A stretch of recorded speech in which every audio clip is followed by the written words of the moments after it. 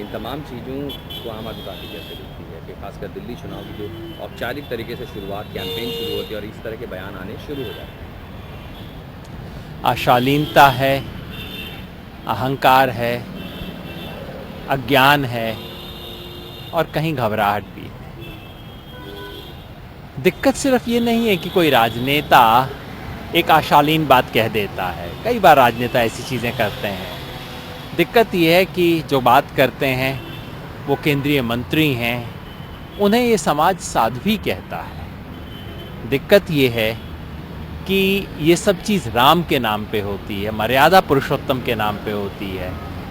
मैं नहीं जानता इन्हें मर्यादा पुरुषोत्तम के बारे में कितना पता है।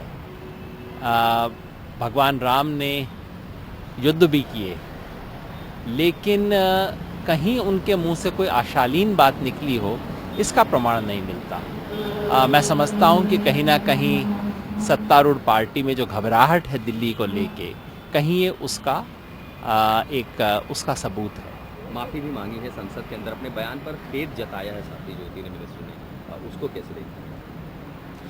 खेद जताया है, संतोष की बात है। मैंने पढ़ा नहीं, सुना नहीं कि एग्जैक्टली उन्होंने क्या कहा है, लेकिन अगर एक अनकंडीशनल माफ़ी मांगी है तो उसे स्वीकार करना चाहिए, आगे बढ़ना चाहिए। उम्मीद ये करनी चाहिए कि इस तरह की घटनाएं और नहीं होंगी, इस तरह की अशालीनता, इस तरह की आक्रामकता, इस तरह की चीज़ें इस चुनाव प्रचार में नहीं होंगी। और इसकी बजाय आशा ये करनी चाहिए कि ये चुनाव प्रचार मुद्दों पर केंद्रित होगा, गाली गलौज पे नहीं।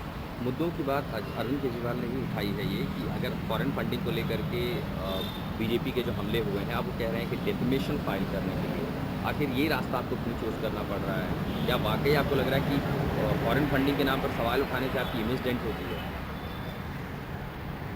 कांग्रेस ने भी ये कोशिश कर ली थी जब वो सरकार में थे। उन्होंने होम मिनिस्ट्री से इंक्वायरी भी करवा ली और फाइनली उन्हें कोर्ट में एफिडेविट देना पड़ा कि इस इंक्वायरी में कुछ नहीं निकला। अब बीजेपी भी करवा के देख ले कि क्या होता है। वो सत्ता में हैं, उनके पास सब औजार हैं, क्यों नहीं वो इंक्वायरी करवा लेते? जब सत्तारूढ़ पार्टी इंक्वायरी करवाने के बजाय प्रेस कॉन्फ्रेंस से आरोप लगाती है, तो आप समझ जाइए कि उन्हें खुद विश्वास नहीं है वो जो बात कह रहे हैं उसको। ये डेफेमेशन का रास्ता क्यों? अगर अरविंद केजरीवाल कह रहे हैं कि आप डेफेमेशन फाइल करेंगे, मीडिया पर सवाल उठा रहे हैं कि क्या आप हमें उतनी कवरेज देंगे, इतनी उम्मीदें आपको लोगों से? मैं समझता हूँ कि अगर ऐसी घटना होती है, अगर औपचारिक रूप से उनके भारतीय जनता पार्टी के प्रवक्ता इस तरह के अनर्गल उलझुल बातें करते हैं, तो कम से कम कोई एक मंच तो होना चाहिए जहां हम उनसे कानूनी रूप से पूछ सकें कि भाई आप प्रमाण लेके आओ।